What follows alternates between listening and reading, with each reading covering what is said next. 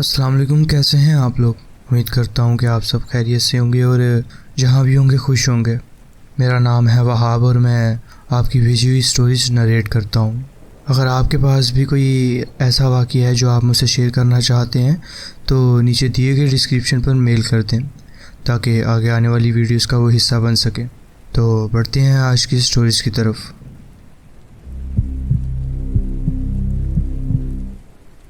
मेरा नाम रवि है और मैं इंडिया से हूँ। और जो कहानी मैं आपको बताने जा रहा हूँ वो सिर्फ़ एक कहानी नहीं, एक सच है।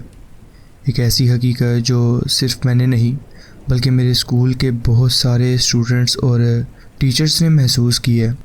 ये कहानी है एक पुराने स्कूल की, एक ऐसे स्कूल की जो सिर्फ़ दिन में एक पढ़ाई की जगह लगती थी लेकिन रात को वो एक दरवाज़ा बन जाता था। एक ऐसा दुनिया का जो सिर्फ़ मौत और डर का घर था। ये बात 2008 की है जब मैं एक गवर्नमेंट स्कूल में पढ़ता था जो शहर के बाहर एक सुनसान जगह पर बना हुआ था।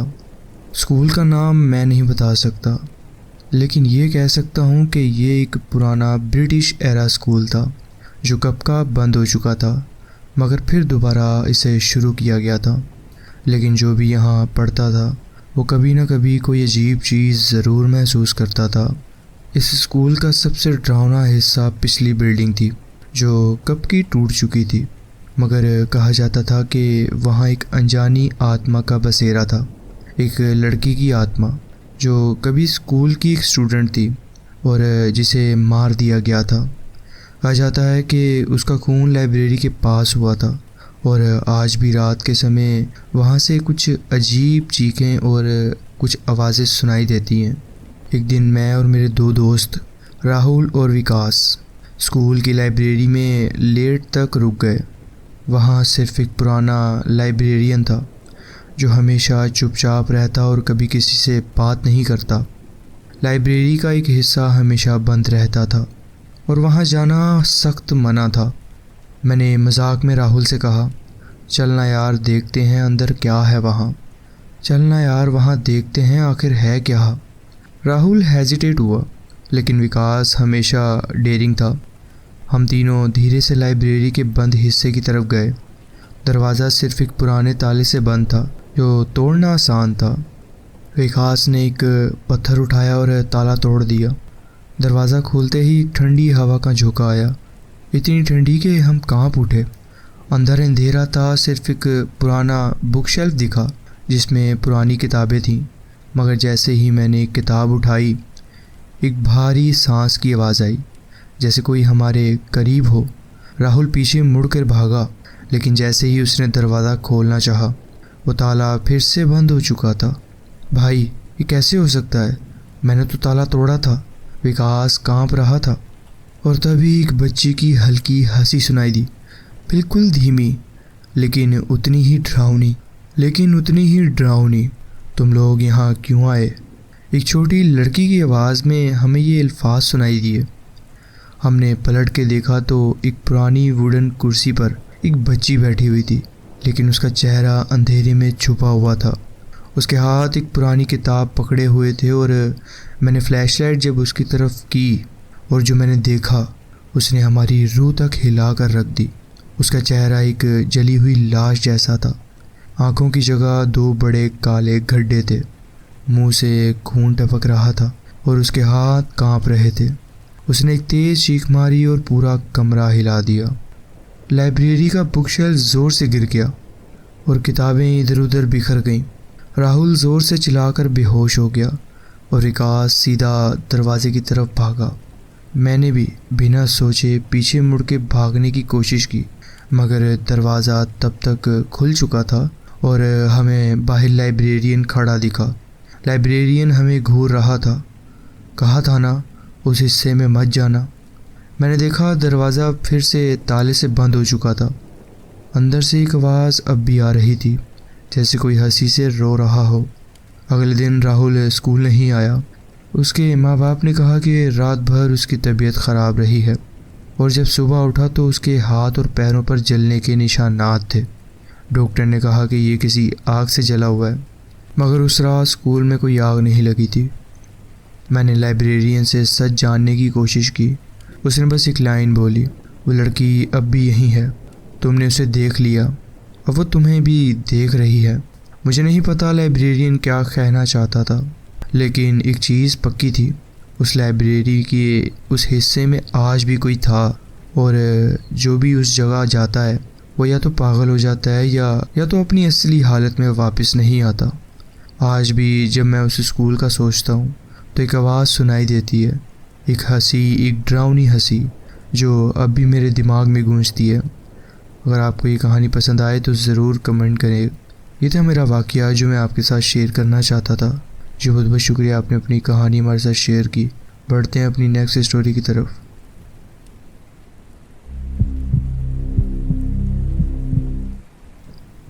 अस्सलाम वालेकुम। ये वाक़या पाकिस्तान के शहर लाहौर में हुआ है मेरे साथ। मैं एक 27 साल की लड़की हूँ और ये वाक़या 6 महीने पहले का है।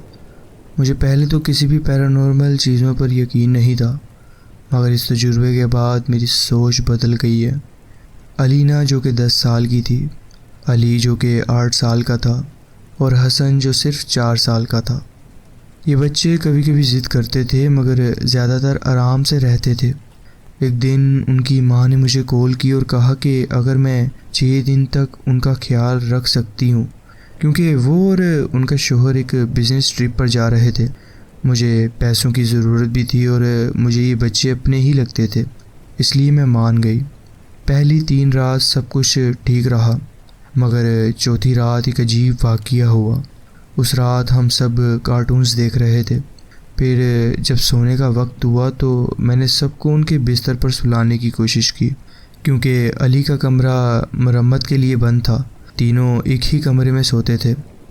हसन को सुलाना सबसे मुश्किल था क्योंकि वो छोटा था अभी। जब वो आखिरकार सो गया तो मैं नीचे टीवी देखने चली गई। कुछ देर बाद मुझे हसन का ABC टॉय बजने की आवाज़ सुनाई दी। एक ऐसा टॉय था जिसमें हर बटन दबाने पर एक हर्फ की आवाज़ आती थी। मुझे लगा कि हसन बेड से उठकर खेल रहा है। मैं गुस्से से उठकर उसका खिलौना लेने गई, मगर जब मैंने कमरे का दरवाज़ा खोला तो देखा कि तीनों बच्चे गहरी नींद सो रहे थे। मुझे अजीब लगा, इसलिए मैंने कमरे के अंदर देखा, मगर ज़मीन पर कोई खिलौना नहीं था। जब मैंने अलमारी खोल कर देखा तो भी मुझे वो ABC टॉय नहीं मिला जिसकी मैंने नीचे आवाज़ सुनी थी। ये कैसे हो सकता था? फिर अचानक से वही आवाज़ नीचे से दोबारा सुनाई दी। वो ABC दोबारा बजना शुरू हो गई। मेरा दिल एकदम से धड़कना बंद हो गया। अब मुझे यकीन था कि हसन नहीं, कोई और ही ये सब कर रहा है। मैं भागकर नीचे गई और देखा कि वो ABC टॉय डाइनिंग टेबल पर पड़ा हुआ था। मुझे याद था कि मैंने इसे यहाँ नहीं रखा था। और फिर से वही ABC बजने की आवाज़ सुनाई दी। मेरी जान निकलने वाली थी। मैंने फ़ौरन टॉय उठाया और उसकी बैटरीज निकाल दी। उसी वक्त अलीना सीढ़ियों पर खड़ी दिख गई। उसने मुझसे पूछा कि क्या हुआ। मैंने घबराहट छुपाने की कोशिश की और कहा, कुछ नहीं बेटा, जाओ सो जाओ। जब मैंने फिर से जाकर बच्चों को देखा तो अलीना उठकर बैठी और मुझे कहने लगी, तुम झूठ बोल रही हो, मुझे पता है जब तुम डरी होती हो। मैंने उसे समझाने की कोशिश की कि ये सब बस एक बुरा ख्वाब था, मगर उसने धीरे से सर हिलाया और कहा, सप्तैन ने तुम्हें डरा दिया ना। मैंने उससे पूछा, सप्तैन कौन है? अलीना ने दीवार की तरफ देखते हुए कहा, उससे डरो मत, वो सिर्फ हसन के खिलौने से खेलना चाहता है। मेरे पैरों के नीचे से ज़मीन निकल गई। अगली रात सब ठीक लग रहा था, मगर रात के तकरीबन 4 बजे मुझे अपने कमरे के बाहर से हल्की हल्की आवाज़ें सुनाई देने लगी। मैंने धीरे से बच्चों के कमरे का दरवाज़ा खोला और मैंने देखा कि सिर्फ अलीना ज़मीन पर बैठी थी। उसने मेरी तरफ देखा और उसकी आंखों में एक अजीब सी हैरानी थी। अलीना तुम क्या कर रही हो? उसने बोला, कुछ नहीं। मैंने उसे कहा कि तुम्हें सोना चाहिए और तुम किससे बात कर रही हो? अलीना ने मुझसे सीधा देखते हुए कहा, सप्तैन को बुरा लगता है कि तुम उसे वो तवज्जो नहीं देती जो हमें देती हो। वो चाहता है कि तुम भी उसके साथ खेलो। मेरे जिस्म में एकदम से सर्द लहर दौड़ गई। अलीना, ये मजाक बंद करो, तुम अब सो जाओ। अली भी उठ गया और उसने नींद भरे लहजे में कहा, अलीना, सप्तैन को अकेला छोड़ दो, मैंने उनसे कहा, तो तुम सब सप्तैन के बारे में जानते हो? तीनों बच्चे सिर हिलाने लगे। मैं सुबह का इंतज़ार कर रही थी। बच्चों के वालिदैन आज ही वापस आने वाले थे। जब उनके आने का वक्त करीब आया तो अलीना ने खाना नहीं खाया। जब मैंने उसे डांटा तो उसने कहा, सप्तैन का सैंडविच कहाँ है? मैंने हंसने की कोशिश की और कहा, सप्तैन अभी कहाँ है? अलीना नीचे देखकर बोली, वो तुम्हारी टांग पकड़े खड़ा है। मेरे दिल में एक अजीब सा खौफ बैठ गया।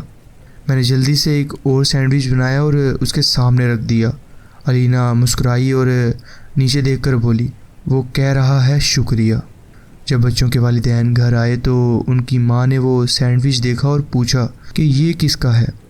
मैंने धीमी आवाज़ में कहा, आपके बच्चे कहते हैं कि एक लड़का यहाँ रहता है जिसका नाम सप्तैन है।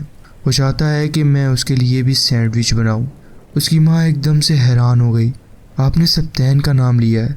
फिर उन्होंने मुझे बताया कि ये सब उनके साथ भी होता रहा है, मगर उन्होंने इसे नज़रअंदाज करना सीख लिया है। पहले जो लोग ये घर में रहते थे उनके 4 साल का बेटा इसी घर में वफ़ात पा गया था। उसके बाद हम यहाँ रहने आए। अलीना तब एक नन्ही बच्ची थी, मगर जैसे जैसे बड़ी होती गई उसने हमेशा कहा कि सप्तैन उदास रहता है और उसके साथ खेलना चाहता है। पहले उन्होंने सोचा कि ये सिर्फ एक, मगर जब अलीना के खिलौने बिना वजह गायब होके बंद अलमारी से मिलने लगे तो उनको शक हुआ कि ये सब असल में हो रहा है। मुझे अब भी सप्तैन का ख्याल आता है। वो डराता तो है मगर शायद सिर्फ अकेला है। मैं अब भी इन बच्चों की देखभाल करती हूँ। अब तक मुझे सिर्फ छोटी मोटी अजीब चीज़ें महसूस होती हैं, मगर वक्त के साथ मैं इन सब की आदत डाल चुकी हूँ। पहले मुझे पैरानॉर्मल चीज़ों पर यकीन नहीं था। जब तक आप खुद इसे महसूस न करें तब तक यकीन नहीं आता। ये था मेरा वाक़या जो मैं आपके साथ शेयर करना चाहती थी। जी बहुत बहुत शुक्रिया, आपने अपनी कहानी हमारे साथ शेयर की। बढ़ते हैं अपनी नेक्स्ट स्टोरी की तरफ।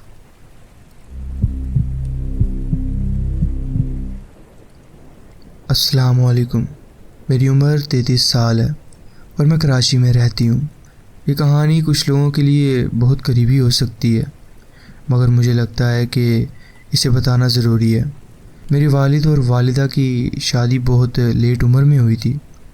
मेरे वालिद एक सख्त मिजाज आदमी हैं जो चाहते हैं कि हर चीज़ उन्हीं के तरीके से हो और कोई उनके फ़ैसलों को चैलेंज ना करे।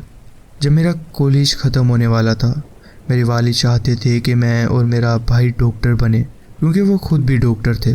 मुझे ये कैरियर पसंद नहीं था, इसलिए अक्सर हमारे दरमियान इस पर लड़ाई होती रहती थी। मेरे वालिदा ने मुझे अपने पैशन के बारे में समझाने में मदद की और मुझे ग्राफिक डिज़ाइन पसंद आया। मैं बहुत एक्साइटेड थी इस फील्ड में कैरियर बनाने के लिए, चाहे इस बात से मेरे वालिद नाराज़ ही क्यों ना होते। लेकिन एक दिन जब मैं कॉलेज से घर वापस आई तो देखा कि मेरी वालिदा छोटी छोटी चीज़ें भूलने लगी हैं। पहले छोटी बातें होती थीं, जैसे पर्स खो देना, गलत जगह पर गाड़ी पार्क करना, लेकिन धीरे धीरे ये ज़्यादा होने लगा। बाद में पता चला कि उनको सिर्फ 67 ईयर की उम्र में डिमेंटिया होने लगा है। ये सब बर्दाश्त करना बहुत मुश्किल था और मुझे अपनी पढ़ाई भी संभालनी थी। एक दिन जब मैं कॉलेज जा रही थी, मेरे जहन में बहुत सारी बातें चल रही थीं। सड़क के किनारे एक बस आहिस्ता चल रही थी, पता नहीं क्यों, लेकिन जब बस मेरे सामने से गुजरने लगी तो मुझे एक अजीब सी बेचैनी महसूस हुई। ऐसा लगा जैसे वक्त रुक गया हो।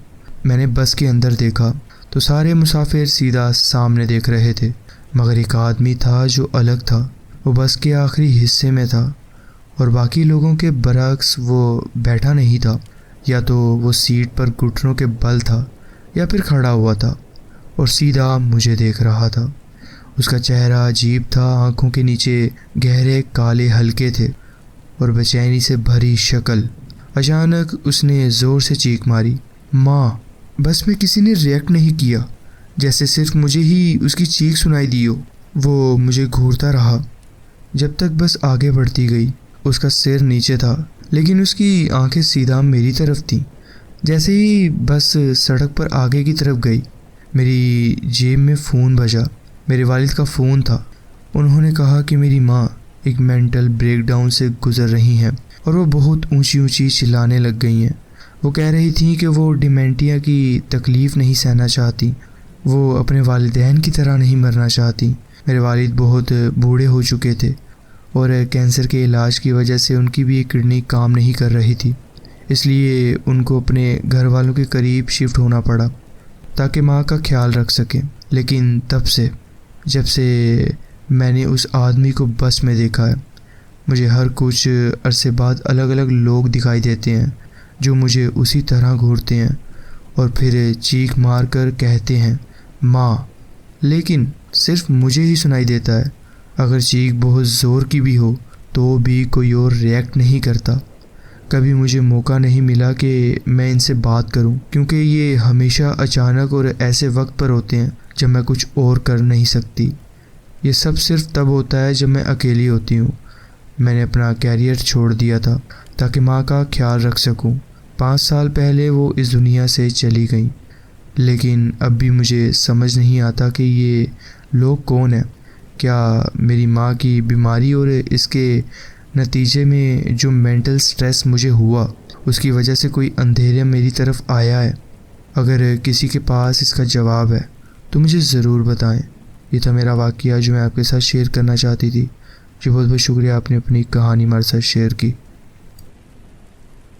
तो जी फ्रेंड्स, ये थी आज की स्टोरीज़। आप कमेंट्स में ज़रूर बताएं कि आपको ये स्टोरीज़ कैसी लगी। अगर आपको ये स्टोरीज़ अच्छी लगी हो तो वीडियो को ज़रूर लाइक कीजिए और चैनल को ज़रूर सब्सक्राइब कीजिए और बेल आइकन को ज़रूर प्रेस कर लीजिए ताकि आगे आने वाली कहानियाँ वीडियोज़ आपसे मिस ना हो। अपना ख्याल रखें और मिलते हैं नेक्स्ट वीडियो में। अल्लाह हाफिज़।